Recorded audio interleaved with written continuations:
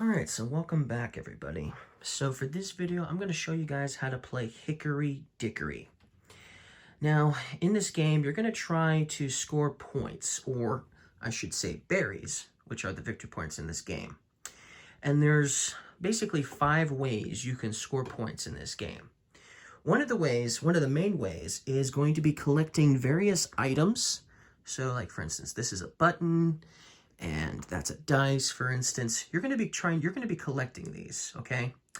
And when you collect one of these items here, all right? You're going to put it onto one of these mice, depending on which mouse was the one that acquired said button, for instance, okay?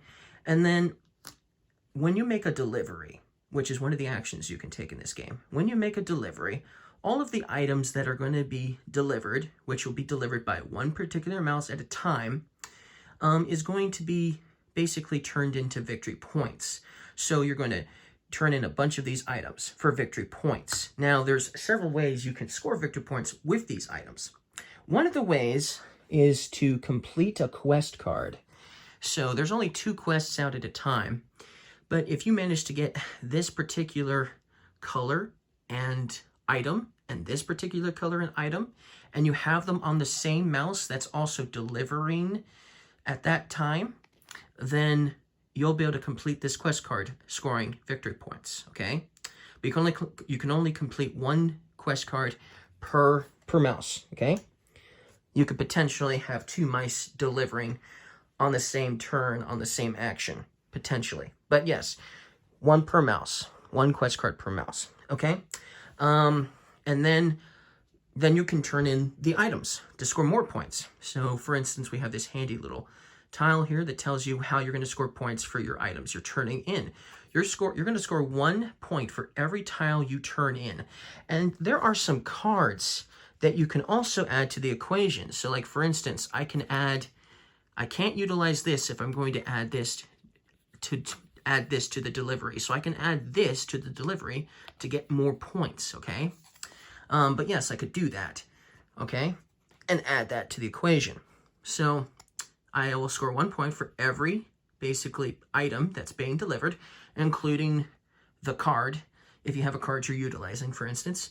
And then you're going to score 1 point for each item that is the largest symbol in the group. So if you, for instance, this player aid here gives us an example of 3 buttons, then you would score 3 points. So you would score 4 points just for having 4 items, for instance. Then you'd score 3 more points for the buttons. And then you would score 1 more point for each item in the largest color group. So this greenish, yellowish color, for instance, would score you 2 more points. And then look, you'd have 9 points in total after doing that. So that's the second way, and practically the main way you're going to score points, okay, is with that part of the delivery. But then you also have this hunt board. And after you're done with your delivery, if any of the tiles that you utilized in your delivery match one of the items in your hunt board, then you get to put it onto your hunt board. But as you can see, this one does not match my hunt board in any of the colors / and obviously item as well.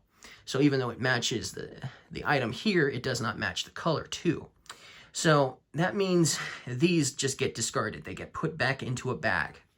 So that's the downside. So you're going to want to try to collect items for your hunt board as well. Because another way you're going to score points in this game is at the end of the game, for every row and every column you can fill in, you get 5 points for every single row and every single column that gets filled in. That's going to give you 5 points at the end of the game. So this is another way you're going to score points.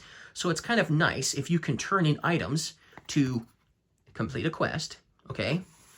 Then get points via this, and then get some possible end scoring conditions at the end of the game by trying to fill these in as well. That's an awesome way to do it. So that's 3 of the ways that you're going to score points in this game.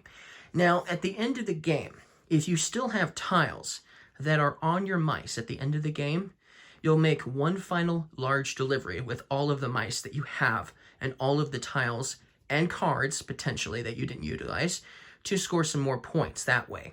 But the delivery for the end of the game will exclude quests, so you won't be able to complete the quest cards. Plus, all of the tiles that still are on your mice at the end of the game will not be going to your hunt board either. So you want to make sure that if you've got mice that have tiles that can go on your hunt board, you're going to want to make sure you can get them to your hunt board to possibly score points that way too. Now, there's another type of tile you can acquire. These are wild tiles, and you'll get them from Itzy's place. When you take the action that's for Itzy, and we'll get to that later, and you decide to take a wild tile, the wild tile can be utilized as any color that you need it to be for this, for scoring purposes here. It can also be utilized for any symbol you need it to be to get extra points that way, right? But you're also getting an extra point for the wild tile too in that way. And you can also use the wild tile to help you complete quests. So for instance, if I had one wild tile, then I would only need one of these symbols on one of these quest cards in addition to the wild tile to complete that quest card. So wild tiles are a nice way to utilize a lot of stuff. And the really cool thing about these wild tiles is they can go on any spot on your hunt board as well, helping you complete rows and columns that way.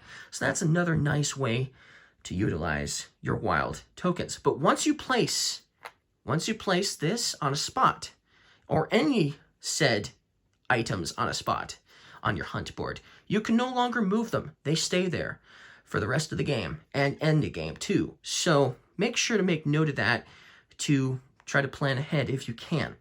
So that's how that's going to work. Now there are still 2 more ways to score points in this game. Another way you'll score points in this game is we have these 3 special items here called relics, and you can't use these in a normal delivery. You need to deliver these to Lord Cuckoo himself. And if you take action number 12, which is where he is, and you have a relic, then you can deliver it to him for 5 victory points. Cool, right? But there's only 3 of these, and they're in the bag. They start in the bag usually. So when they're randomly drawn from the bag later on, they could end up on the clock somewhere, or even in basically the market here for Itzy. Okay? So that's how those are going to work. So I just wanted to leave them out of the bag so that way you could see what they are utilized for. But yes, they would be in the bag probably. Or unless they were already randomly drawn from the bag earlier, which is still unlikely. Then the 5th and final way you are going to score points in this game is one of the actions you can take in this game is basically a chain action.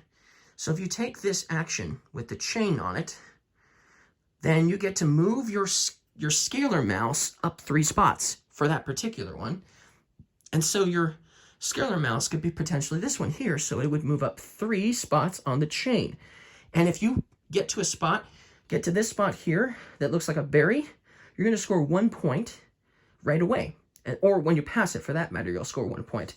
Then when you get up to this one, you'll score 2 points right away. Or if you pass it before you land on it. And then once you get your scalar mouse all the way to the very top, then you get to score 9 points if you're the first one to do it. Afterwards, your mouse will go back down to the pine cone, and then this pine cone here will move up 1, covering up the 9. So that way no one will be able to score 9 ever again.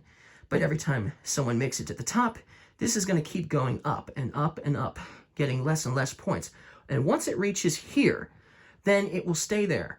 And that way you can continue to score 4 points at every time you make it. So that's another way you're going to score points. That's the 5th and final way you're going to score points. Now, how does this game end? Well, it's actually dependent on the clock. The clock hour hand starts here on number 7.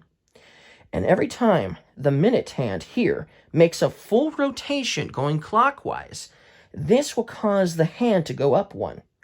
And so once it reaches the 12 spot, then it will strike midnight. And once it's midnight, then that's the end of game. So that's how many rounds there are. There's going to be In a normal game, there's going to be 1, 2, 3, 4, 5. So 5 rounds, and then the game is done, basically. So we talked about that. So we talked about scoring already, and we talked about how the game is going to end, but how do you take actions, and what kinds of actions are there that you can take?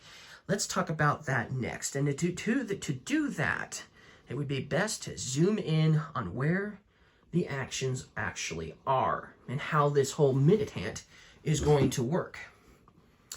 Okay, so now I think we're close enough so you can see mostly everything.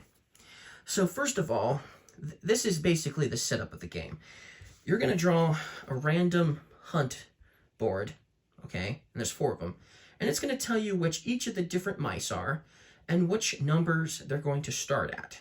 So right now, they're exactly where they're supposed to be. Now, there are 5 different mice in this game, and we already talked about the little scalar mice that's trying to climb that chain, okay? So he will never go on the clock, okay? Then there are 3 other mice that start off in the game.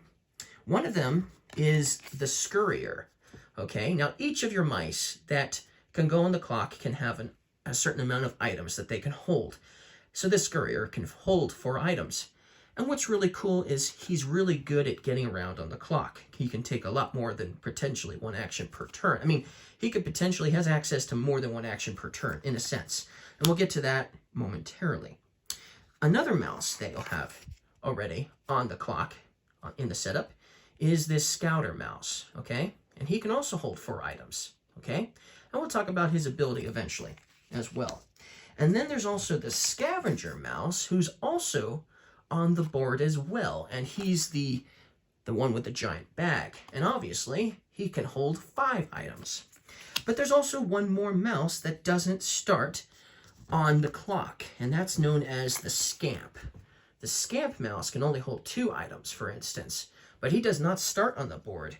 He does not start on the board. He'll just place him, your little scamp, on the card, okay? And there's a particular action that will allow you access to the scamp, okay? And we'll talk about it when we get to it. So first, you'll start by ticking the clock away. So let's tick the clock 1 space. So we'll tick the clock 1 minute space, which is right here. Now, if there is no mouse on the minute hand, on the inner ring, then we move on. So we tick once again to the next spot, which is number 2. Now there is a mouse on the inner ring. Now there is no mouse on the minute hand at this moment, okay? So we can choose now to take the action we're currently at. So we could move this mouse here, and he would get to take this tile, and then he could potentially take this action. What's this action do? Well, first of all, you have to pay a tile. So he would literally lose that tile he just acquired to basically take this action, which allows him to go to Itzy's Market. And Itzy's Market allows you to either do one of 2 things. Oops. There we go. So it allows you to do one of 2 things. Let me fix the camera. So you can either take one of these wild tiles, which we talked about are very useful and helpful. You can take one of these, or you can take 2 of these of your choice, okay? Maybe 2 of these would actually be useful to you. Maybe they would allow you to complete a potential, for instance, quest card, or, maybe they are the 2 that you decide to take potentially could go onto your hunt board or something like that. So that's might be a reason why you might take the 2 of these instead of the 1 wild tile. Regardless of the case, those are your choices when you take that action up there. So now, let me rotate this again. Okay, so yes. So yeah, you could take that action there. So that's one possibility. But another thing this mouse can do while he's in the inner ring, he can also get onto the minute hand. So if he decides to do that, he does not take any action that turn, and he gets onto the minute hand. So let's do that. So now we're going to take him to the next tick. So now, since it's blue is still there, okay, so now blue has the option. He can take this action, which would allow him to get this tile here. There is one. And then he could take this action here, which allows him to basically draw a favor card, which is one of these cards. Now, every player will start with one favor card, and you can only have 2 favor cards at a time. So if you ever get more than 2, then you have to discard one, okay? But yes, you can get a favor card, and the favor cards do a variety of things. Like I said, you can utilize them for your deliveries. So if you decide to use it for the delivery, then you discard the card afterwards, and you won't be able to do it for this particular action here. Now, if you choose to use this side here, you can use this in addition to a regular activation, a regular action that you're activating at that time by that mouse. So basically, with this card, you could potentially be doing 2 actions at the same time. That's amazing, okay? But yes, that's one of the things you can do, or utilize it, like I said, for a delivery. It's up to you what you're going to do. So that's one of the potential actions that you could do there. So let's say he doesn't want to do that though. So let's move him on to the next spot. Okay, now we have 2 different mice colors here. We've got a white one and a blue one. Now the way the layout works, the flow of game works, is the mice that are on the minute hand get priority first. So if there's mice on the minute hand, they decide what they're going to do first before the mice that are in the inner ring decide, okay? So this mouse, since he's in front, he can choose to either take this action and obviously get this, or he can choose to stay. Now here's what's interesting. If he chooses to stay, then the white player gets to decide what's going to go happen here on the inner ring. Now, if there's multiple colors on the inner ring, there's a little pawn chess piece in this game that's going to go on a particular color for the first round. And then the next round, it's going to get switched to the next color in order, depending on how many people you're playing with and stuff like that. And whoever has priority, as in whatever color this is on, has priority first to basically take the action on the inner ring, which is here. So if there are multiple colors here, it would be the color that has that chess piece that would go first. They would get to activate one of their mice. If they have more than one mice, they still only get to activate one of them. And then the next player, the next player in color rotation would go, they would get to take what they're going to do and decide to do, and then so on and so on. And then, like I said, if that first player had more than 2 mice of the same color on there, then he'd get to choose another one and do it again, and either decide to take the action or obviously move the mouse to the minute hand. Now let's say this guy decided to move his mouse to this minute hand here because this guy decided to stay. Well, this is what's going to happen. This actually causes this minute hand is not big enough for 2 scavengers. When you're playing a 2-player game, it is not big enough for 2 scavengers. If you're playing a 3-player game or a 4-player game, it's big enough for 2 scavengers, but not in a 2-player game. So now this guy actually gets bumped off because there's just not enough space for him. And when a mouse gets bumped off, unless it's a particular type of mouse, if it gets bumped off, it's going to go back 1. And so now this mouse is forced to go here. He'll get the tile if there is one because he got bumped off, and then he can take the action. Some actions are pretty optional too. So yes, that's what's going to happen if that was the case. So obviously, it wasn't exactly wise to do that because maybe the white player didn't want to take the action and instead wanted to bump him off, forcing him to take that action or that action. So that's what's going to happen. But let's say I didn't decide to do that. Let's say I decided to, take this action here and decide to take this tile here, put him on my scavenger mouse. I still have 4 spots for my items for him. And then I get to take this action, which is obviously move that scalar mouse up 1, which actually gives me a victory point. And then let's just say this white player decides to put his scavenger on the minute hand. Well, then we move the minute hand down. And so now the white player has the option to take the action here or not. So let's say he was to do that. Let's say he decided to take the action. Then he'd get this for his player board. And then he'd get to take this action, which is a search action. Search actions allow you to take 1 random tile from this bag. So basically he's getting another tile, but he's randomly getting one. So now he just got this purple dice. Okay, and then he'd put it on his mouse like so. And then that's how that action would go.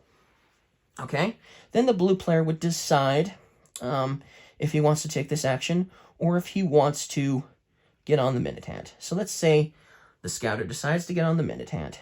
Now, what's really cool, let's say the scouter had decided to take the search action. The scouter's ability is whenever he takes a search action, he gets to draw one additional tile from the bag. You don't get to keep the additional tile potentially, but basically, if this was the case, he'd be drawing 2 from the bag and he'd still only get 1, but now he's got an option between 2, which could increase his chances he gets something that he needs. So that's something you can do if you decide to take the action with your scouter at a search location.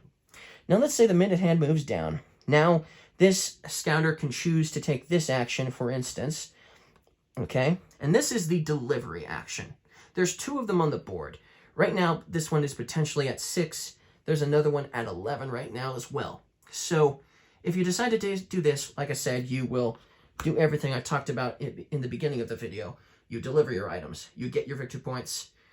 You put tiles onto your hunt board if you have places for them to go. You complete a quest card if you can. That's basically what you do there. So we'll move on because I explained everything in very good detail. Then it would move on, okay? And then this mouse here could decide to take the action here or not, which we talked about already. But let's say he doesn't want to do that. Then this player decides he doesn't want to take the action either, so now he can come here and get on the minute hand. And now this will move up to the next spot. Now, this is what's going to happen. When there are more than one mouse on a minute hand, it's the mouse that's in front that always gets to decide what he wants to do first. Maybe there's a really good tile they want that is on that location. But once again, it's who is in front who goes first. That's the risk though, because if you're in front and another mouse joins the fray, you could get bumped off. So it's kind of like a double-edged sword being in front, but being in front gives you the decision to decide to take the action or not, okay? But we already talked about this action. It allows you to take the search action. So let's move on. All right, so now we have a new spot here with a new type of action. So with this one, you get to move your scalar mouse up 2 on the chain link. So that's just something you always get to do.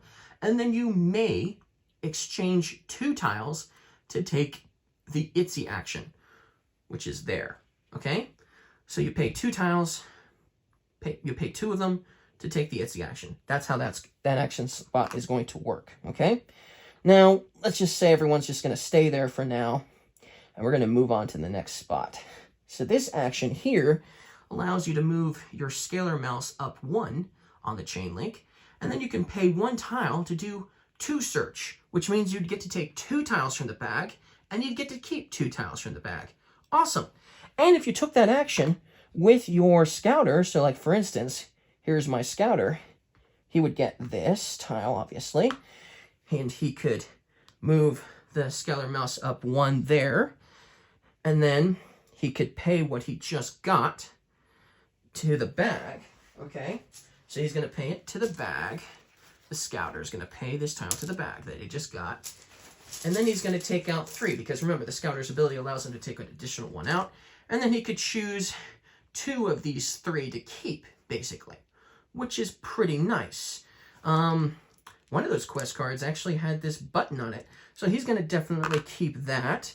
And unfortunately, the hunt board doesn't have any of these tiles on it anyways, so he's just going to take the other button and put the dice back into the bag. So basically, that's what he could potentially do, and then these would go onto the scouter mouse. If you ever draw more tiles onto a mouse that he can handle, then you have to discard one, whether it's the one you just got or another one, to take that one. So you can't have any more than what you can do, you can utilize. And then the last action, because this is another delivery action right here, is if you have one of these in your inventory, then you can give it to Lord Cuckoo for 5 points. And not only that, but you also get to draw one of these cards, one of these favorite cards, 2. So you're getting victory points and you're getting a favorite card for delivering that. That's pretty sweet. Those are all the different types of actions except for this one. So now, let's say this mouse earlier was on here. So now he's here. Let's go ahead and do that. Let's say this mouse is also here. Okay. Let's just get everyone aboard. Okay, so now the player who's first, which is white, would choose to take the action. So he could go here and he would get said tile. But this is the last action that we didn't talk about. Remember the scamp who doesn't start on the board? Well, when you take this action, you first have to pay a tile to take the action. So you'll pay 1 tile to take the action, and then you automatically get to take your scamp, okay? You get to take your chosen colored scamp, and obviously, well, because if you're white, because he's white, the white player, and you get to put him on any spot you want to, which is pretty cool. Any spot. So for instance, I could put the scamp at this location here, if I wanted to, at location number 3. He would get to take the action too, so he would take this tile, and he would also take the action as well if he wanted to, technically. So yes, that's how that's going to work, that last type of action. And obviously, like I said, this next one is you can pay 1 tile to visit Itzy. So those are all of the different actions you could potentially take on the outer ring. Now, once this clock gets to 12, okay? Once it gets to 12, that's the end of a round. And then there are a few things that are going to happen at the end of the round. And you can even call out chirp. There's CHIRP. So 5 things that are going to happen at the end of the round. The first one is going to include these cat paws, okay? So the first thing you would do is you would place out one of these cat paws at a spot. But you don't get to just randomly pick. You actually have to randomly roll this dice, okay? So this is a 10-sided dice. So you would roll a dice, and the number rolled is where the cat paw is going to go. So then you would cover up that spot there. That means you can't take that action while it's there, okay? If a mouse was on that spot, so let's say this mouse was already there, and the cat paw was rolled for this spot here, then this mouse has to move up a spot. He can't be on the same spot as a cat paw. Then you still need to roll for the other one, and I just got a 1. So look, we just got that. So now that covers up that, which covers up the only action that we can take that has the scamp on it, and this mouse would have to move up 2, for instance. So that's how that's going to work. So that's the first thing you do. Then the second thing you'll do is H for chirp, which is move the hour hand up 1 spot, okay? Then the next one is I for chirp, and I is, let me look. I can't remember what I was. What was I?